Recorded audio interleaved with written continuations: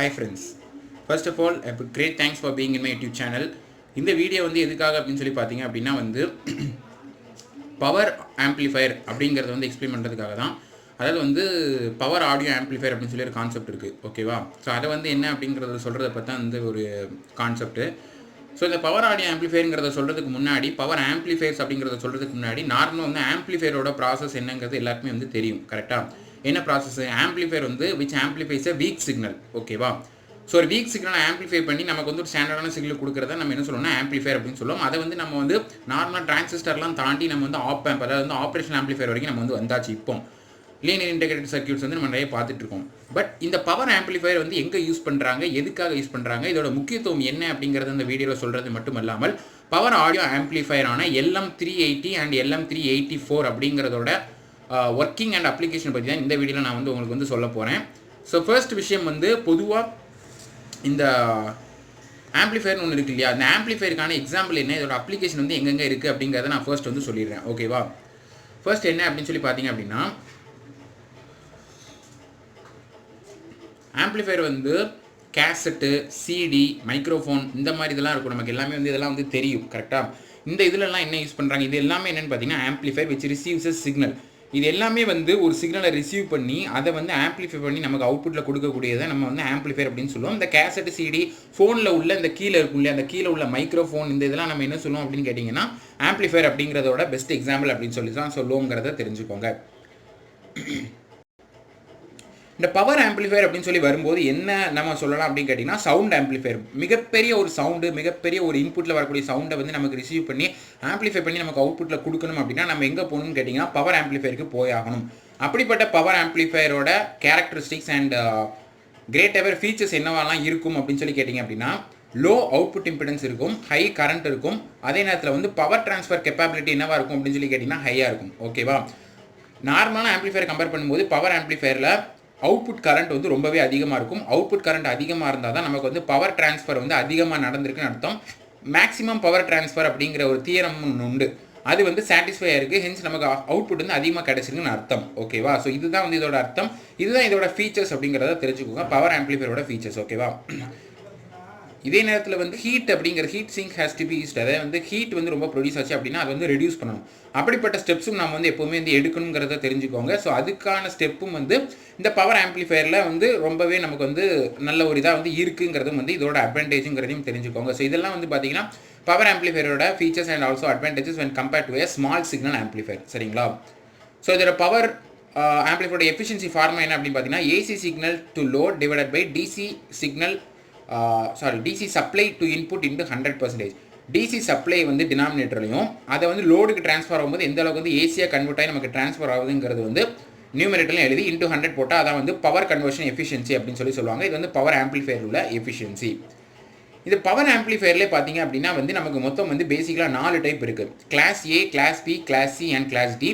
So இதை நான் சும்மா இப்படி வந்து உட்காந்துட்டு பேசுகிறேன், உங்களுக்கு வந்து புரியாது. ஸோ நான் எப்பவும் போல ஒரு பென் அண்ட் பேப்பரில் நான் அந்த டயக்ராம் வேவ் ஃபார்மில் வரைஞ்சிருக்கேன். ஸோ வாங்க அதை நான் காட்டி உங்களுக்கு என்னன்றதை எக்ஸ்பிளைன் பண்ணுறேன், அப்போ உங்களுக்கு வந்து தெளிவாக புரியுங்கிறத சொல்கிறேன். ஸோ இந்த பவர் ஆம்ப்ளிஃபயர்லேருந்து மொத்தம் 4 டைப் இருக்குன்னு சொல்லி நான் சொன்னேன். ஸோ அதில் வந்து class A, class B, class AB, class C அப்படின்னு சொல்லி 4 ஆம்ப்ளிஃபயர் இருக்குது, ஓகேவா? ஸோ இதில் 4 டைப்பில் வந்து என்ன அப்படின்னு சொல்லி கேட்டிங்க அப்படின்னா எப்படி வந்து இதெல்லாம் வந்து ஆம்ப்ளிஃபை பண்ணுதோ, எந்த அளவுக்கு வந்து ஒரு இன்புட் சிக்னலை ஆம்ப்ளிஃபை பண்ணுதோ அதை தான் என்ன சொல்கிறாங்க அப்படின்னு கேட்டிங்கன்னா இந்த different types of amplifiers power amplifier அப்படின்னு சொல்லி சொல்கிறாங்க. ஃபார் எக்ஸாம்பிள் வந்து கிளாஸ் ஏ எடுத்துக்கிட்டிங்க அப்படின்னா அது வந்து 360 டிகிரி ஆங்கிளுக்கும் வந்து இந்த ஒரு வேவ் ஃபார்ம் வந்து ஆம்ப்ளிஃபை பண்ணிடுங்கிறது வந்து ஒரு கான்செப்ட், ஓகேவா? அதாவது வந்து ஒரு ஃபுல் வேவ் ஃபார்ம், ஒரு ஃபுல் சைனசாய்டல் இன்புட்டில் நீங்கள் கொடுத்தாலும் அதை மொத்தத்துக்கும் வந்து 360 டிகிரிக்கும் வந்து ஆம்ப்ளிஃபை பண்ணி கொடுத்துரும். இது வந்து கிளாஸ் ஏ ஆம்ப்ளிஃபயர் அப்படின்னு சொல்லி சொல்லுவாங்க. கிளாஸ் பி அப்படின்னு கேட்டிங்கன்னா அது வந்து ஹாஃப் வேவ் மட்டும் தான் வந்து ஆம்ப்ளிஃபை பண்ணும். அதாவது வந்து ஒரு டிரான்சிஸ்டர் வந்து பாசிட்டிவ் வேவையும் இன்னொரு டிரான்சிஸ்டர் யூஸ் பண்ணுவாங்க, அது வந்து நெகட்டிவ் வேவையும் பண்ணும். So hence it is also known as push pull configuration amplifier அப்படின்னு சொல்லுவாங்க. புஷ் புல்ங்கிறது எதுக்கு சொல்கிறாங்க அப்படின்னா ஒரு டிரான்சிஸ்டர் வந்து பாசிட்டிவ் வேவ் ஃபார்மையும் இன்னொரு டிரான்சிஸ்டர் பார்த்தீங்கன்னா நெகட்டிவ் வேவ் ஃபார்மையும் வந்து ஆம்ப்ளிஃபை பண்ணுறதுக்காகன்னு சொல்கிறாங்க, ஓகேவா? இதே கிளாஸ் ஏபி என்னவா இருக்கும் அப்படின்னு கேட்டிங்கன்னா it will amplify the wave greater than that of a half wave but less than that of a 360 angle. Half வேவ்ங்கிறது வந்து 180 டிகிரிக்கு ஆம்ப்ளிஃபை பண்ணுறது, 180 டிகிரியும் தாண்டி வந்து இந்த கிளாஸ் ஏபின்றது வந்து ஆம்ப்ளிஃபை பண்ணும், பட் ஒரு 360க்கு கம்மியாக தான் பண்ணும். அப்போ இதுக்கும் உள்ள இன்டர்மீடியேட் தான் என்னென்னு பார்த்தீங்கன்னா இந்த கிளாஸ் ஏபி அப்படின்னு சொல்லி சொல்லுவாங்க. இல்லை ஃபைனலாக கிளாஸ் சி அப்படின்னா என்ன அப்படின்னு சொல்லி கேட்டிங்க அப்படின்னா இந்த wave form will always be amplified in a form such that it will be lesser than that of a half wave. ஒரு ஹாஃப் வேவ் இருந்தால் இருக்கலாம், கிளாஸ் பியில் ஹாஃப் வேவ் தான் ஆம்பிளிஃபை பண்ணும். இந்த ஹாஃப் வேவ் லெஸ்ஸராக ஆம்பிளிஃபை பண்ணுறது தான் எதுன்னு பார்த்தீங்கன்னா அந்த கிளாஸ் சி ஆம்பிளிஃபையர் அப்படின்னு சொல்லுவாங்க அப்படிங்கிறத தெரிஞ்சுக்கோங்க. ஸோ இதுதான் என்னென்னு பார்த்தீங்கன்னா மொத்தம் 4 டைப் ஆஃப் ஆம்பிளிஃபையர். ஸோ அடுத்ததாக வாங்க பவர் ஆடியோ ஆம்பிளிஃபையர் அப்படிங்கிற டயக்ராம் எப்படி அது என்னன்றதை நான் உங்களுக்கு எக்ஸ்பிளைன் பண்ணுறேன். ஸோ டயக்ராம் பார்க்குறீங்க, LM380 அப்படிங்கிறதே வந்து ஒரு பவர் ஆடியோ ஆம்பிளிஃபையர் தான். LM384 ஒன்று இருக்குது, அதுக்கும் இதுக்கும் பெரிய வித்தியாசம் கிடையாது. அது என்னன்றதை நான் பின்னாடி சொல்கிறேன், ஓகேவா? ஸோ அந்த டயக்ராம் வந்து வரைய ரொம்ப கஷ்டமாக இருந்தது, பயங்கர டஃப். இந்த டயக்ராம் பார்த்தாலே தலை சுற்றுற மாதிரி இருக்கும் புக்கில். பட் ஆனால் அதை பார்த்து நான் அதை வரைஞ்சிருக்குதுன்றது அதோட பெரிய விஷயமாகவே இருந்தது. பட் இருந்தாலும் பரவாயில்ல, உங்களுக்கு வந்து எக்ஸ்பிளைன் பண்ணணுங்கிற ஒரு ஆசையில் வந்து நான் வந்து வரைஞ்சிருக்கேன். ஸோ இது என்னங்கிறத நான் ஒன்றா சொல்கிறேன். நீங்கள் வந்து என்ன பண்ணுங்கள் அப்படின்னா வந்து நீங்கள் நெட்டில் இருந்தோ அல்லது வந்து சைடில் புக்கை வச்சு ரெஃபர் பண்ணுங்கள். இது உங்களால் வந்து இதை பார்த்து வரைஞ்செல்லாம் வந்து படிக்க முடியாது. பட் ஜஸ்ட் வந்து நான் எக்ஸ்பிளைன் பண்ணுறேன் என்னென்னங்கிறத பாருங்கள். ஸோ இல்லை மொத்தம் வந்து என்ன அப்படின்னு பார்த்தீங்கன்னா எல்லாமே வந்து மோஸ்ட்லி டிரான்சிஸ்டர்ஸ் தான். மொத்தம் ஃபஸ்ட்டு வந்து Q1 Q2ன்றது வந்து 2 டிரான்சிஸ்டர். இதை வந்து ஒரு ரெசிஸ்டரோட வந்து கனெக்ட் பண்ணியிருப்பாங்க. ஒரு டிரான்சிஸ்டர் வந்து பார்த்தீங்கன்னா 6th இன்புட், அதாவது வந்து 6th பின்னில் வந்து இன்புட் இன்வெர்ட்டிங் இன்புட்டும், செகண்ட் பின்னில் என்னென்னு பார்த்தீங்கன்னா நான் இன்வெர்ட்டிங் இன்புட்டும் இருக்கும். ஸோ இது இன்வெர்ட்டிங், இது நான் இன்வெர்ட்டிங். இந்த ரெண்டும் சேர்த்து என்ன பண்ணுவாங்க அப்படின்னு கேட்டிங்கன்னா ஒரு டிரான்சிஸ்டர் Q3 Q4 2 டிரான்சிஸ்டர் வந்து கொடுப்பாங்க. ஸோ இந்த ரெண்டையும் வந்து கொடுக்கும்போது என்ன ஆகுது அப்படின்னு பார்த்தீங்கன்னா 2 இன்புட் வந்து கிடைக்குது. கரெக்டாக இங்கேருந்து ஒரு இன்புட் வருது, இங்கேருந்து ஒரு இன்புட் வருது.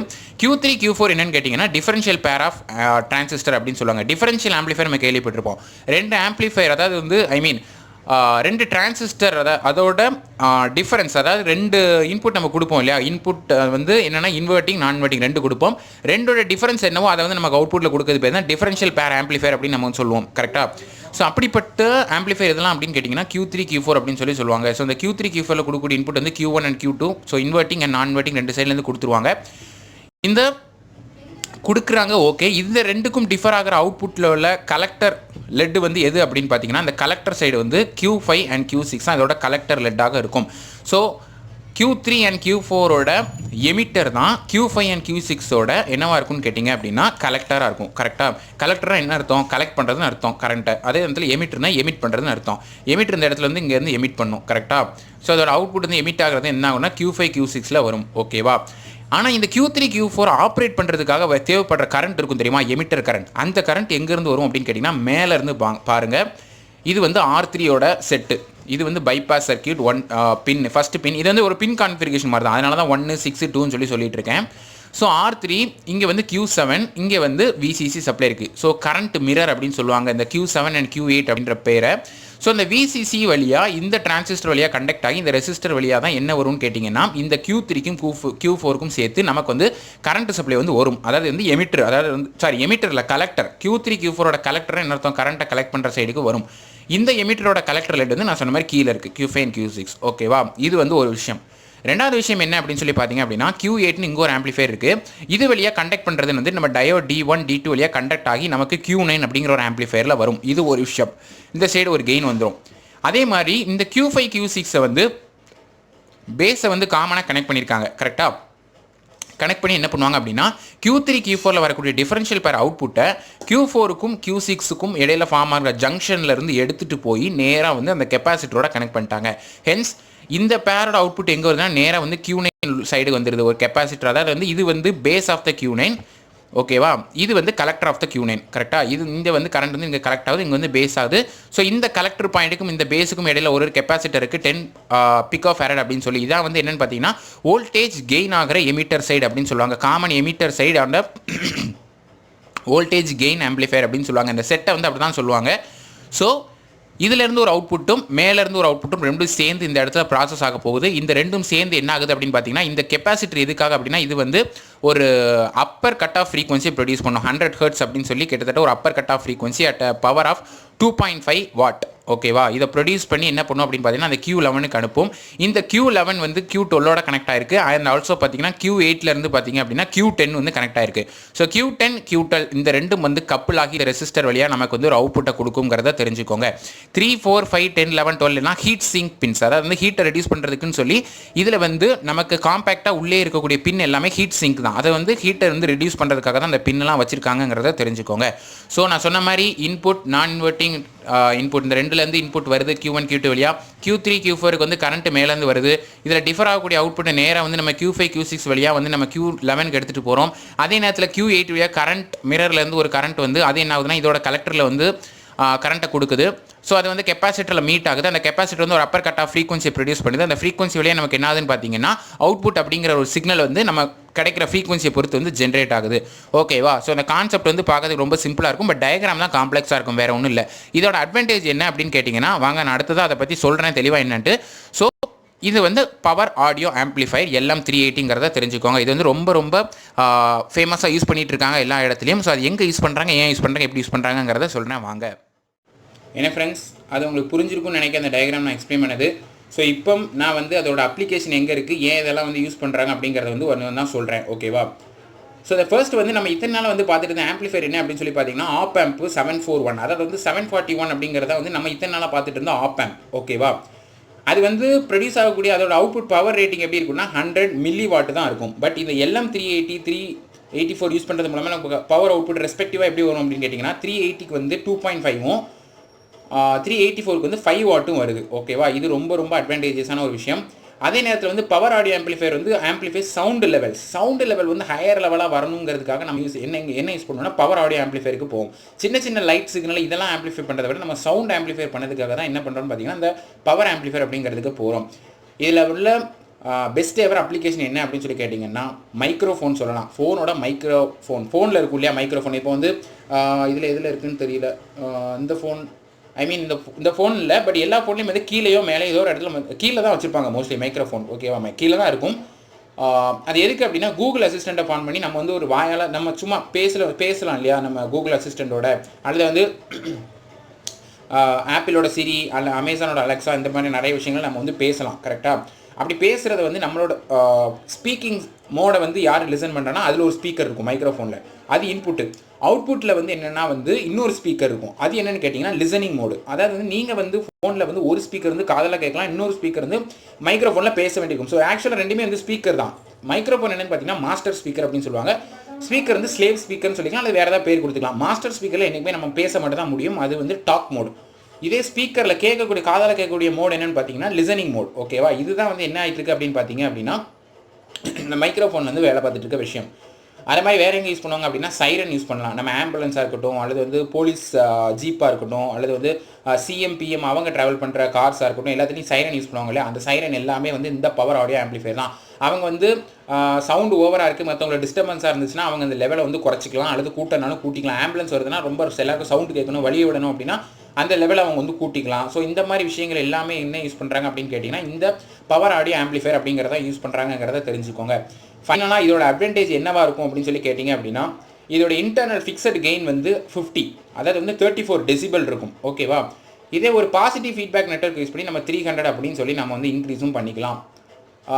சப்ளை ரேஞ்ச் வந்து 5 வோல்ட் டு 22 வோல்ட் வரைக்கும் நம்ம கொடுக்கலாம். 22 வோல்ட் வரைக்கும் இது எதுவுமே ஆகாது, க்ளீனாக ஒர்க் ஆகிட்டு இருக்கும். ஹார்மானிக் டிஸ்டர்ஷன், ஹார்மானிக்ஸ்னால் வரக்கூடிய பிரச்சனைகள் வந்து பார்த்திங்க அப்படின்னா 0.2% தான் வரும். ஸோ அதனால் இதனாலையும் வந்து பெரிய எஃபெக்ட் எதுவுமே இருக்க போகிறது கிடையாது. பேண்ட் வித் எந்த அளவுக்கு இருக்கும் அப்படின்னு கேட்டிங்கன்னா 100 kHz ரேஞ்ச் அப்படிங்கிறதுல அவுட்புட்டில் வந்து 2 வாட் ஆகும். 2 வாட்ன்றதை நான் சொன்னேன் LM380 அப்படின்றதுக்கு. அண்ட் லோடு கெப்பாசிட்டி லோடோட அந்த ப்ராப்பர்ட்டி என்ன அப்படின்னு பார்த்தீங்கன்னா 8 Ohm அப்படின்னு சொல்லுவாங்க. 8 Ohm அளவுக்கு வந்து நம்ம லோடுக்கு வந்து நம்ம இன்புட் கொடுக்கலாம், ஒன்றும் பிரச்சனை இல்லை அப்படிங்கிறது தான் இதோட அட்வான்டேஜுங்கிறத தெரிஞ்சுக்கோங்க. ஸோ இதுதான் வந்து இந்த வீடியோவில் நான் சொல்ல நினச்சேன். ஸோ இதில் தான் டவுட்ஸ் இருந்தால் கமெண்ட்ஸில் லீவ் பண்ணுங்கள். உங்களுக்கு வேறு மாதிரி வீடியோஸ் வந்து கமெண்ட்ஸில் சொல்லிட்டே இருங்க. ஸோ ரொம்ப தேங்க்ஸுங்கிறத சொல்லிக்கிறேன், ஏன்னா இது வந்து கமெண்ட்ஸில் வந்து கேட்டிருந்தாங்க ஏற்கனவே. ஸோ அதனால தான் இந்த வீடியோ வந்து நான் வந்து க்ரியேட் பண்ணியிருந்தேன். ஸோ இதே மாதிரி தொடர்ந்து கமெண்ட்ஸில் லீவ் பண்ணிட்டே இருங்க. ஸோ நாளைக்கு எப்போதும் போல் இதே மாதிரி இன்னொரு வீடியோவில் உங்களுக்கு சந்திக்கிறேன். அதாவது வந்து நம்ம ஹார்ட்வேர் கூட 7th month நாளைக்கு ஆரம்பிக்குது. அதாவது இந்த வருஷத்தோட பாதி இன்னையோட வந்து நம்ம ஹார்ட்வேர் ஃபுல்லாக 6 மாதம் கன்சிஸ்டண்ட்டாக வீடியோஸ் போட்டு முடிச்சாச்சு. ஸோ நாளையிலேருந்து இதே மாதிரி இதே சப்ஜெக்ட்லையோ அல்லது வேறு ஏதோ ஒரு புது டாப்பிக்கோட உங்களை சந்திக்கிறேன். அதுவரை see you guys, take care, bye, cheers and thank you for watching.